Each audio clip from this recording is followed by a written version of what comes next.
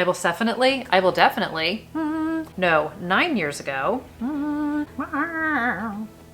was already in love with this book, and then that happened and I was like, done. You could certainly read this book and be like, sure. I had a lot of good time with this. I was freaked. I couldn't stop reading it. Personified. What was that word? One wrong. I'm like, Tom Hemsworth? That's not an actor.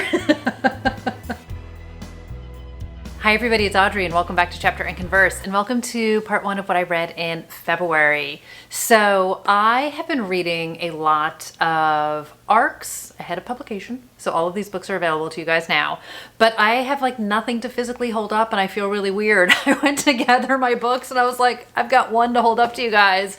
So not to say that anything is wrong with that, but it feels very out of sorts for me. So I feel like this entire month of February has just been like both a really good reading month, but I also don't totally feel like myself right now. So we're just gonna get into it. So the first book I read is Everyone Who Can Forgive Me Is Dead by Jenny Hollander. So this book kind of has all of the elements of what I enjoy in a book. We have past and present mysteries.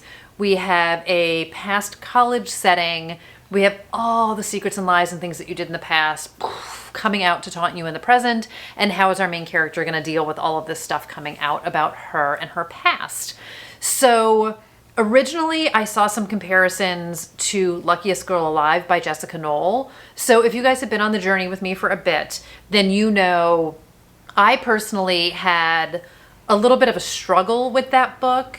We we got along real well, but we had a little bit of a rub at one point. So her most recent book, Bright Young Women, was my favorite book of 2023. So I decided that I'm going to go back and reread Luckiest Girl Alive just to see, because I really enjoyed the writing and the characters and the darkness of it. There was just something in it that I didn't love. So I'm curious how I'll feel about it this time around. And I'm also going to read her second book. So I was going into this with that in my head. And I can see where the comparison is, but the past storyline in particular couldn't be more different than Luckiest Girl Alive. So if you've read that and you're like, well, I don't want to read the same story twice, you're not. But the idea of who our main character Charlie is in some ways, I guess I can understand the comparison. But all of that to say, this book is following a woman named Charlie. So 9 years ago, Charlie was accepted to this prestigious journalism school in New York City for graduate school. And on Christmas Eve of her first year, an event which the press dubbed Scarlet Christmas occurs. And what we know from the first page of the book is that 6 students were taken to the hospital in critical condition, injured, serious or critical condition, to be technical. 3 of them died in the hospital. 1 of them walked away unscathed, and that one person is Charlie. But Charlie definitely has a little bit of a blank spot in her memory of what exactly unfolded that night. And as we are creeping up on the 10-year anniversary of it, another student from the school is producing a movie which is going to tell kind of the truth of what really happened that night.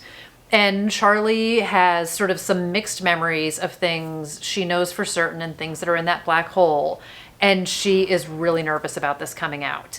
So since that Scarlet Christmas, she has rebuilt herself. She has rebuilt her life. She is an editor-in-chief of a magazine in the city. She is engaged to the heir of one of the top publishing firms in the city. And obviously this movie, and what it may or may not say, poses a threat to her. So we see past and present timelines coming together. We get to see Charlie trying to navigate dealing with the memories and dealing with everything that's come back up again. And we find out what really happened that night. So I do love me a college book. I definitely enjoyed, there was such a familiarity to that, like showing up on that floor, instant friendships, we're besties, we just met, that hanging out, just getting to know people vibe, and how you go from complete strangers to like inseparable, sometimes in a matter of days. Thinking about my college experience freshman year and the people who I was on the floor with. And like coincidentally enough, someone who was on my floor freshman year who I wound up becoming very good friends with, and we lived together, like today's her birthday. And I was just thinking today, like how crazy, like the way the world works and just the randomness of who you are literally sat near, like on the same floor with, and then where that can go all these years later. So anyway, sidebar. But I definitely enjoyed this book. I feel like this is a story idea. And I say this as I think about my own past and present mysteries, stories, secrets, all the things. Obviously, I'm writing part of what I love. My book is not this, it's totally different. But I feel like this is like well-trodden territory, and it can be hard to make it like really stand out and be unique. And I think of like, In My Dreams, I Hold a Knife is like such a top tier for me in this category. So I definitely enjoyed this. I think this is if this is a trope you enjoy, you will enjoy this book. If you're new to it, it will definitely feel fresh. And I was very curious to see what was going to be revealed about the past. And I do love that kind of breadcrumb effect of getting certain things. There was something that definitely surprised me, which I loved, like where I was like, woo, didn't see that coming. Like, I love that vibe where you think you've got stuff figured out, but like, no. Actually, I feel like there were a couple of things where I felt like that, where I love when, again, the author just sort of leans into expectations, but also subverts those expectations and just kind of flips things on its head. So I had a good time with it. This was a debut, so I will definitely be curious to see what she does next. So again, this one came out in January. You can get your hands on it. And this is probably one of the best covers of the year. I talked about this, I feel like it was in maybe my most anticipated of the year video. The covers of 2024 are just ridiculous, you guys. They're so, so good. I'm just obsessed, obsessed, obsessed, obsessed. And lastly, thank you to Minotaur for sending me Everyone Who Can Forgive Me Is Dead. These are all e-arcs, but still want to shout out everybody for giving me the e-arcs of it. So the next book I got the audiobook arc from Macmillan Audio, and this is One Wrong Word by Hank Phillippi Ryan. So again, if you guys have been around the channel, you have heard me talk about her many a times. I'm such a fan of Hank Phillippi Ryan as just career-wise, all the Emmys, investigative reporter, absolutely amazing. She is a Bostonian, which of course I love. She has written a ton of books, which are great thrillers set in Boston, which I am a sucker for. And she's also a great educator, teacher, super generous with her time and just everything. She's just fantastic. So this book was read by Gail Shalan, and we are set in Boston, because I just said that she sets her books in Boston. And this was just another book where I wasn't quite sure where it was going, and I had a really good time with that part of it. So we are following a woman named Arden Ward. She is a crisis management expert, and she is basically given one last chance by her boss before he's gonna just let her go. And he gives her this client where she has this one last chance to prove herself. So Cordelia Bannister is the client. And Cordelia's husband, Ned, who is a real estate mogul in Boston, has just been acquitted of a fatal drunk driving accident. And there is some outrage, there is some really bad press, reputations have been damaged, and the fallout is affecting their children, it's affecting, obviously, Ned and his wife, and she is looking for Arden's help. So we start to get into kind of what actually happened. We get to meet the district attorney. We get to meet the people who are prosecuting the case. We get to hear from Ned's point of view of what happened that night. And it really becomes kind of this cat and mouse game. And there's so many kind of like different levels and things going on, not in a bad way, but Arden is sort of fighting against some things, trying to protect her reputation and her future, and kind of not get too pulled into some other things. But it becomes very clear that not everyone is thrilled that Ned was acquitted, and kind of like danger lurks around the corners, and we're trying to figure out what actually happened and who is behind the danger and the threats. And I really enjoyed the crisis management. There was sort of like this element of it. I didn't work in crisis management, but when you work in corporate real estate, like Ned does, even though I'm not Ned, it's not like I was a mogul or anything like that, but there would be things that would happen at the buildings that absolutely required crisis management and PR and response. And they're like, it couldn't be more different than what I did for a job. But at the same time, there were parts of it that really sort of like resonated in a in a way. I don't know how to like describe it. I'm not doing a good job of describing it. All that to say that like there were parts of Arden that I could completely relate to. I was never in the situations that Arden was in, but I enjoyed, again, you kind of get like that amateur detective vibe. She is kind of forced to investigate what actually happened as she's getting pulled into Ned's life and trying to figure out what's going on. And as they, you know, are continuing to get threats coming after them. So I loved the Boston setting. There were so many references to things, including like Capitol Grill and things. And I was like, yes, yes, yes. It's just like such fun reminiscence of being in Boston. And I know so many things have changed and like there's so many different things in the city now, but I just love any book that's set in Boston. So it's all about, you know, how lies and rumors and your reputation and how, you know, kind of this one wrong word can really hurt you. And it was just sort of a very interesting dynamic. And I also enjoyed the ending of this. I really thought it was going to go in one specific direction, but I enjoyed where she took it. I think Hank Phillippi Ryan also writes really strong, dynamic female characters. And it was just a fun ride. So it's not dark and messed up, but there is some darkness to it, but not in a way of the next book I'm going to talk to you guys about. So I would say kind of like, it's not cozy, but it's not Jennifer Hillier, if that helps. So it's kind of in the middle. So there is some police investigation. We do get some multiple POVs in this, but like Arden as our crisis PR kind of amateur detective is our main POV, but you do get to see some of what the police side of it is looking into. So if you kind of like a little dabble in the investigation on top of it, that also makes for a good book. And I thought it was fun. I definitely thought it was fun. So very well done. Always a fan of Hank Phillippi Ryan and was very happy to get an early sneak on this one. So the next book I have is Night Watching by Tracy Sierra. You guys, this was fantastic.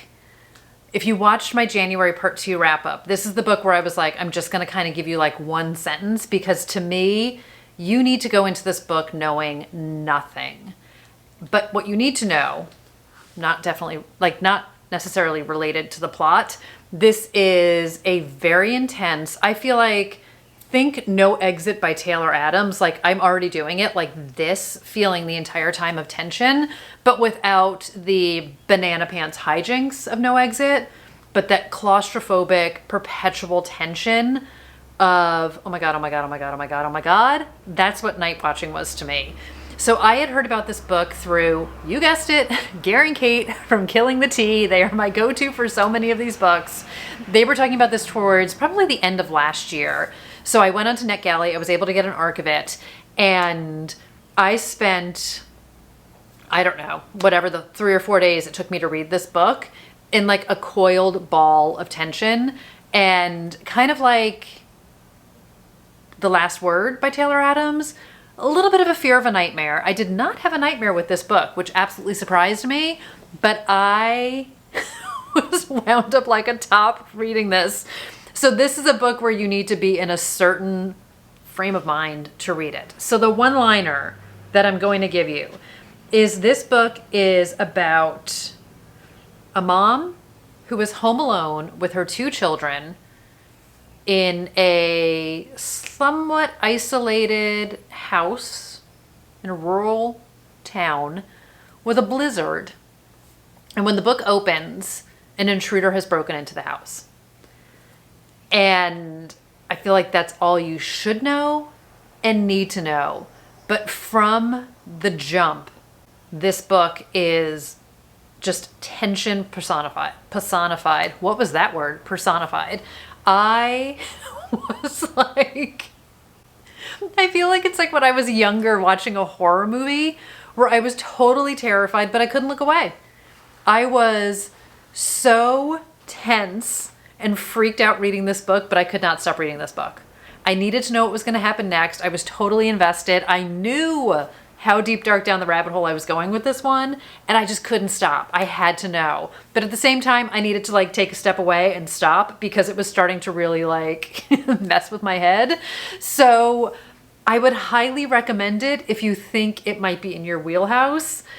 It's heavy, it's tense, it is very dark and messed up, It definitely freaked me out, and I loved it. I loved it. I loved it. I loved it.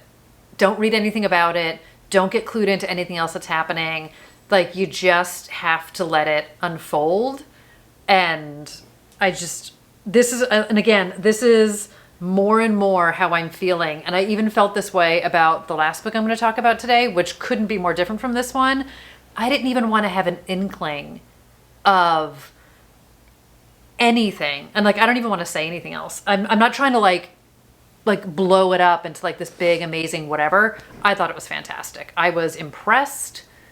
I was freaked. I couldn't stop reading it. I would definitely recommend it. And if you're like good old Lindsay from Lindsay's Little Library, read it in a blizzard when you're home alone and like really go all in on this book. But it was just absolutely fantastic. So enjoy. It was completely, this is the book when I talked about most anticipated. I don't know if I talked about it in the January new releases or if I talked about it in like my most anticipated of the year, but this is the book that Karen Slaughter called terrifying, I want to say. Sherry LaPena called it nightmarish. I mean, it's like, it totally is. If these ladies are freaked out, you know it's good. You know it's good. So there you go. That's this one. So then I started to decide I needed to decompress for a bit. I was way too into the darkness. So the next book I listened to is Finley 3.5, which is Veronica Ruiz Breaks the Bank. So this is our Vero origin story. So if you are a fan of the Finley Donovan series, Vero starts out as Finley's nanny in book one, and this doesn't spoil anything plot-wise. When book one opens, Vero has been fired by Finley's garbage ex-husband, and Finley winds up hiring her back, and the two become kind of the Lucy and Ethel, Christina Applegate, Linda Cardellini of Dead to You, like the hijinks besties getting into all the great trouble together and become fast, like very good friends. So this is a book that definitely the fans had asked for, and El Casamano was like, this one's for you guys. So this is Vero's origin story. This audiobook is only a couple of hours long, and it just absolutely satisfied the itch that I had and helped to cleanse my soul after the last couple of books that I read. So the audiobook narrator on this one is Stacy Gonzalez. Again, this is another Macmillan audiobook, and this was from Minotaur. So we're talking about a few hours in a book. I don't really want to give you guys too much, but we see how Vero came to live in the town where she eventually meets Finley. And there are characters in the Finley books. I really feel like you're best served having read Finley first, because you could certainly read this book and be like, sure. But if you're actually in the Finley universe, then it makes a lot more sense, obviously. So I feel like this is definitely one for the people who have been, like, not for the people in the back. This is for the people in the front who have read the Finley series. And this was also a great kind of ramp up to the new Finley book, which is coming out, I want to say in April. I will clarify that down below. So long story short is we get to see how Vero became Vero, pretty much. And I listened to it in one, like went for a walk, went to the supermarket, came home, done. And I say that in like the best way possible. Like, it was a great little capsule kind of a book, and it was exactly what I needed. So if you're a fan of Finley, if you're a fan of Vero, give it a read. Definitely a good time. And I did hear some people, or like saw some reviews where the narrator of this, Stacy Gonzalez, is not the narrator for the Finley books. So I physically read the Finley books. So Angela Daw is the narrator for the Finley books. I personally didn't know to notice a difference because I physically read the Finley books, but if that's something that you were wondering or curious about, I just wanted to flag that because I did see that show up in a lot of people's reviews, and sure, like, okay. But I thought she did a really good job, but there was no difference for me, and I just had a good time with it. So that is that book. And then the last book I want to talk about, which I have read so far in February, the month's not over yet, and this was like a real soul cleansing book. So this is where I'm like, I really don't feel like me. I read Funny You Should Ask by Alyssa Sussman. I had some like non-TBR, TBR plans, as I try to do. I have not read any of my 12 and 24 yet. Again, I'm like, I'm going to read intentionally. I'm going to make a plan. And I had like this original 12 and 24 list, which First Lie Wins was on by Ashley Elston, which I read last month. And I was like, I already read one of them. And then I realized that was not actually the case. So anyway, I have an arc that I need to read. My Agatha Christie, but this is what I wanted to read. And this is what I read. And don't even ask me why. I was like, I just need something so bingeable and fun. And this is what I picked up. So this is the book. I guess it was a TikTok sensation. I'm of course so late to the game. This book came out in, only 2022. Why did I feel like this book was older than that? I don't know why I feel like this book was older than that. So this is the book where it was inspired by a few different interviews that were done with male celebrities, with female journalists. And the one in particular is a Chris Evans article that was in GQ. And these female journalists, kind of the way Alyssa Sussman talks about it, and I'm currently reading the Chris Evans one. It's a lot longer than I thought. I was like, oh, it'll be a couple pages. It's like, I don't even know if it's like 9 or 10 pages. But the journalist in that wound up going to interview him like at a bar or restaurant or whatever, like lunchtime, and winds up basically spending like a long weekend in his world with him. And it's like this really weird, crazy story.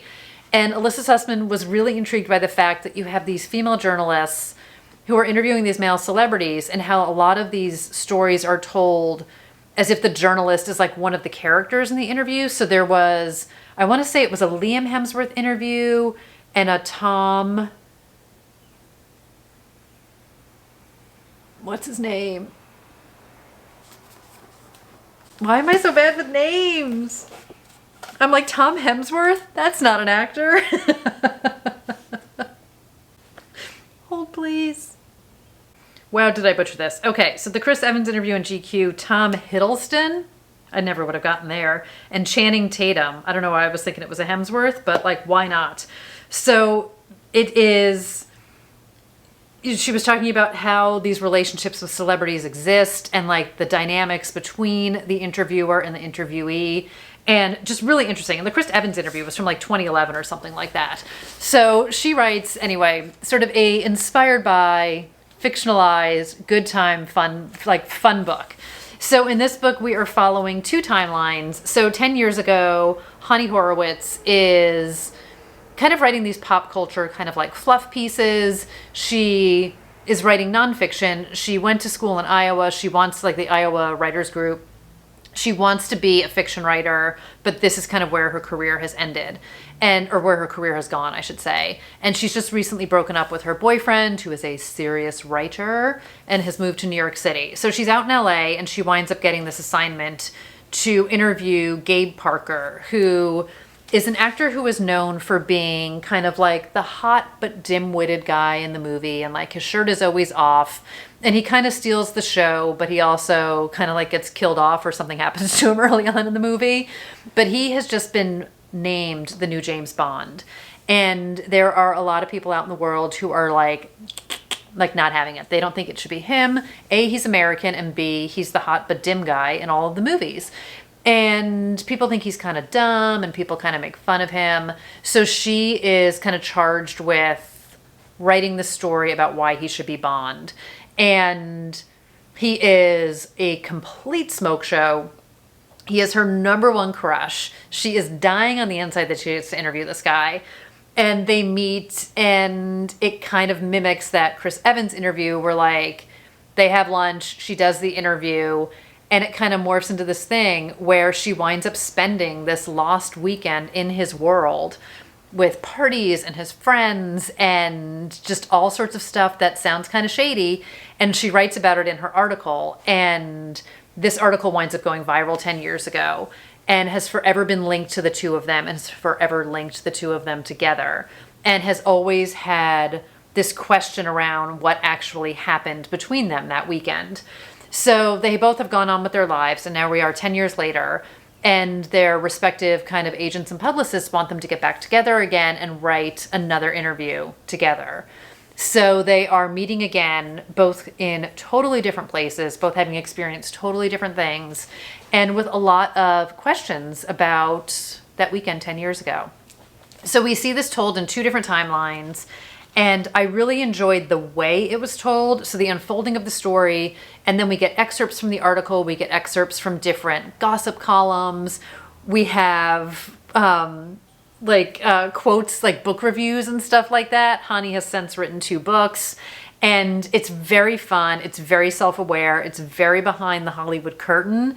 It absolutely like fed into a bit of a fantasy for me. So when I'm thinking of like the 10 years later Chris Evans, I am thinking of him in Defending Jacob with the beard and the hotness and all of it. And it's kind of like The Idea of You. Like, it's Harry Styles, but it's not Harry Styles, but it is Harry Styles. And I couldn't not picture Harry Styles. Same here with Chris Evans. And because of how Hani is described, I definitely was picturing Mila Kunis as the girl in this. So I'd be curious if anyone else has read this, if they had like people in mind. But I loved it. It was everything I needed. It was everything I wanted. I loved Ollie, who is, I was going to say Chris's, Gabe's kind of best friend actor. And there's so much about, like, there is definitely weightiness to this. There is some darkness to this. There's a lot about public perception, what it's like to be in the spotlight, you know, what it's like to be a celebrity. So kind of that behind the scenes of it, and a lot of Hollywood things that aren't great, how Hollywood responds to different scandals, how people recover from different scandals. And one of the things that I really enjoyed was how the impact of that article has been with Hani all of these years, and how it has really formed her for better or for worse in a lot of different ways.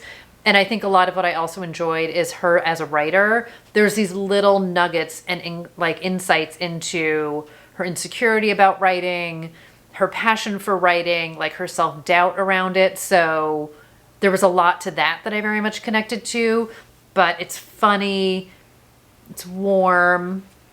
I cried. I needed to cry after night watching.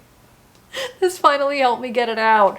I just loved it. It was just everything that I wanted. It was absolutely, absolutely the perfect pick for me. So I highly recommend it. I thought it was fun. I had a good time with it. And I have her second book, Once More With Feeling. I think you guys can maybe see it, which is totally unrelated. And because I am me, I bought this, and I think, I mean, I don't know if I got this like a year ago. I feel like it was one of those things where, like, I don't know if it was like a buy one, get one half off, or if it was one of those like 3 for the price of 2. For whatever reason, I just bought both of her books, and I'm like, yeah, sure, these sound great. People talk about them all the time. They're both standalones. I don't know if any characters cross over into this, but I wasn't sure if Once More With Feeling was a sequel. So I'll let you guys know. But I had a lot of good time with this. And the cherry on top is there's a Rex Manning reference in this, which, like, I was already in love with this book, and then that happened, and I was like, done. I am done. Alyssa Sussman is the author for me. So highly recommend it. Great bingey read, and just fun. And now, like I said, I started to read the Chris Evans article, so she has sent me down a fun rabbit hole, and I'm having a grand time with it. I totally am. So on that note, the end of part 1 of what I read in February. So I don't know how the rest of the month's gonna go. I'll be honest, you guys. I feel a little bit slowed down. I have been deep into a podcast rabbit hole again, so not really gobbling up audiobooks. The fact that it is either snowing, icing, or kind of freezing for the better part of this month so far. We had a little bit of a break, which was everything. I'm not getting my walks in, which is like quality audio time. I don't know why. That feels like the best, most natural time for me to listen to an audiobook. So anyway, if I read one more book, I read one more book. So you'll have to find out at the end of the month, and I will let you know. And until then, let me know how you're doing. Let me know what's up. I don't know what videos are coming next, so we're all just going to be surprised together. But whenever those videos are and whatever's in them, I'll see you in those. So take care, everybody. Thank you for watching. Thanks for being here, and I will talk to you guys soon. Bye, everybody.